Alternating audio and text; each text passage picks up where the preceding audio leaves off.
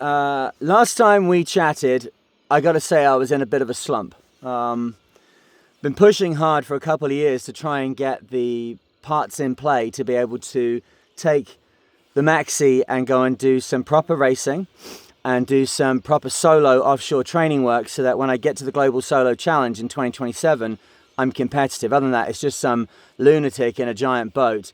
What it can be, if I know what I'm doing and I've trained properly, and it's the outcome of lots of interaction we've had, lots of learning, lots of development, and a genuine opportunity to take a big boat and race properly.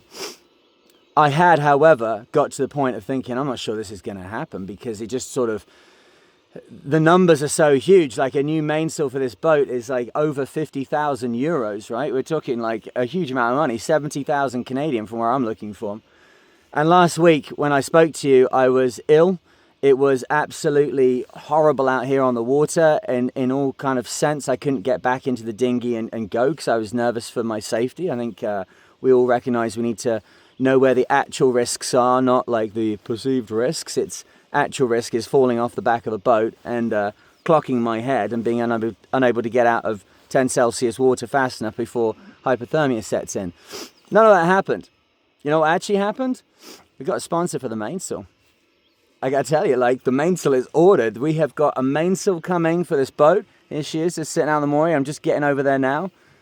The pump is always ready to go in my dinghy, but particularly since I've discovered there's a leak in the back here, but we'll talk about that later on. But yeah, we got the mainsail. So we are going to take the mainsail that's on here now, which is the Open 60s mainsail. You can see in these images here from the Newport Bermuda race, the Open 60 mainsail, although my Open 60s mast is taller than any mast that's allowed in Open 60 now. That giant IMOCA rig, the hoist on the mainsail only goes to the top of the standing rigging on this boat, right? That extra piece that goes to the top, which is like 12, 13 foot, that's where the Maxi starts to show its real power.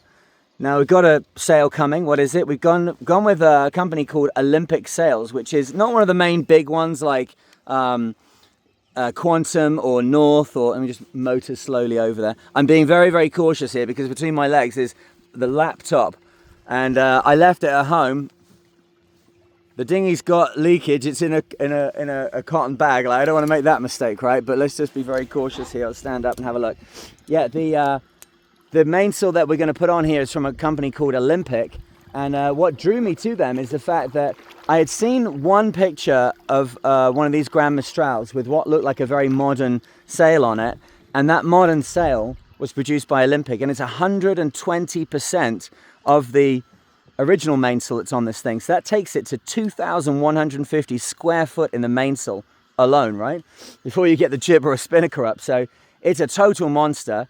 Now this boat is a monster upwind, and we're going to be doing a lot of upwind work, right? So I want to be able to use that mainsail to my advantage. And they were the guys that had already done it. They'd already put it onto a boat. From my eye, it looked absolutely beautiful.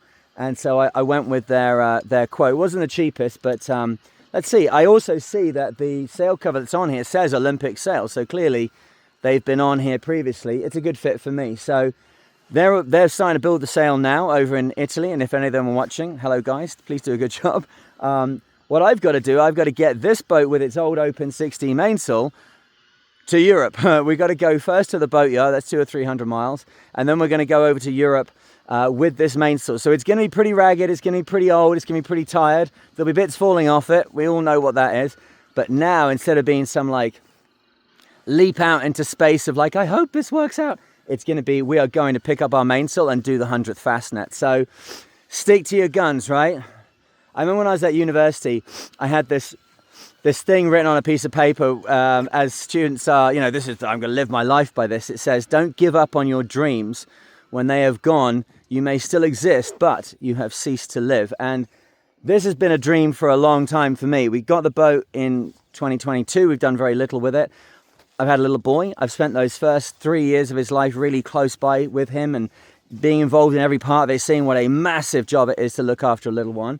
But now the bit comes, I'm 47, and I get this opportunity now to go and do this thing I really, really want to do. Before I used to run a race charter business. Now there's just giving me a couple of opportunities for people to come sailing, and the rest of it is about solo training for an event that's 2 years away. That's how you're meant to do offshore racing. You're meant to do it with proper training periods and proper like development of skills, and increasing the capacity of the sailor to run the boat at high speeds. That's what this is all about. So thank you very much to the individual that stepped forward and said, look, let's make this happen. There's an interesting story which I think compares here, which is that when Shackleton went to go and get like his last gasp bit of sponsorship from James Caird, who was a Scotsman who was interested to sponsor the Imperial Transantarctic,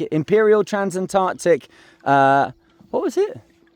Oh, the Transcontinental Imperial Arctic Expedition. What was the exact moniker for that? I can't remember now, but it was when Shackleton wanted to get sponsorship, he was asking for an amount that he thought people would pay. And James Caird said to him, look, I'm not going to give you the amount that you asked for. And Shackleton, as shown by Kenneth Branagh in the film that I watched, was a bit downcast. And James Caird said to him, I'm going to give you an amount that makes it most likely for this idea of yours to be successful, because I want you to be successful. And that's what's happened here. We've got the opportunity to just go and get the mainsail you need. Stop scratching around with little things, trying to push this one step forward. But the steps were required to show enough capacity that it was worth somebody taking a risk on me. So thanks a lot, man. You're making this happen. Let's go sailing, big time. We are going to be going down to the boatyard now. We're going to be going and getting the rig pulled is the most important thing. You see how this rig is like pretty curved, like a bit of a banana. It's kind of like the idea, but this is a jackable rig. And I should be able to set how much curve is in it, and I should be able to set the way the rig is set up at sea by jacking it up, taking it off pressure and putting it back down. We saw that in some of the videos I did on the Open 60 a while ago now. I took this mast off jack the last week it would have been, and just taking one of the shims out from underneath the mast plate. It was not happy. It went very loose very quickly. So hopefully we're going to get some professional riggers to show us how to improve that.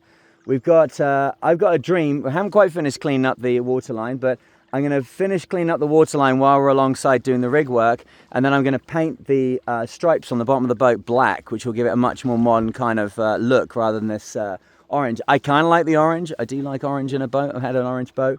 But as my daughter said to me once, orange is nature's way of saying danger. I hear that. It's not the best color to be seeing every day when you're in a dangerous situation. You feel like you're driving a piece of life-saving equipment. So I'm going to go for black and then white on the hull. Nice new, it's going to be a black mainsail. Oh, I've got some nice grey jibs, but I would like to get a proper new jib for this thing at some point. But well, we'll dream about that a little bit later on. So we are ready to go here. There's huge amounts of work to do inside the boat. That's fine. It's not going to be flat calm like this going all the way there. So I'm just going to stop everything from moving around. The engine's running, the fuel's in, some of the fuel's in. Done an oil change, did filters on the engine last night. She's up and running, alternators working nicely, batteries are charging. Got a lithium iron phosphate battery on board. So loads to share with you, loads to do, but I've got to do like a solid day really now. I've said goodbye to Kat, I've said goodbye to the shore. I've got my little laptop in the boat if I don't drop it in the water.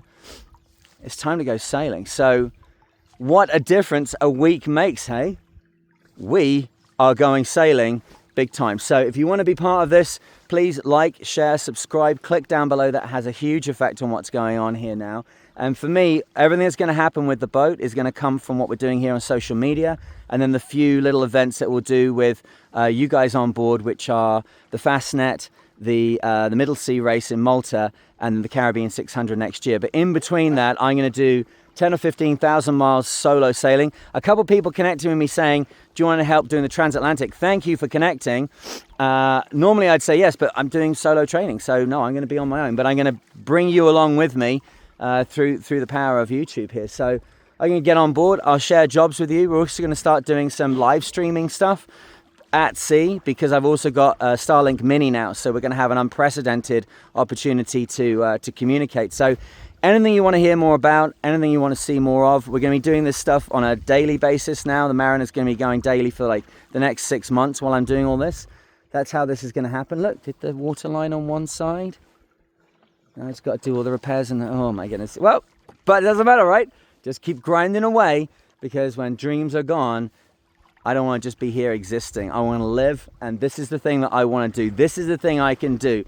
I might not be the admin guy, I might not be the, you know, organizing the paper clips guy, but when it comes to sailing around the world on a low-flying, wind-powered missile, this is what we can do. So, join me. It's going to be amazing.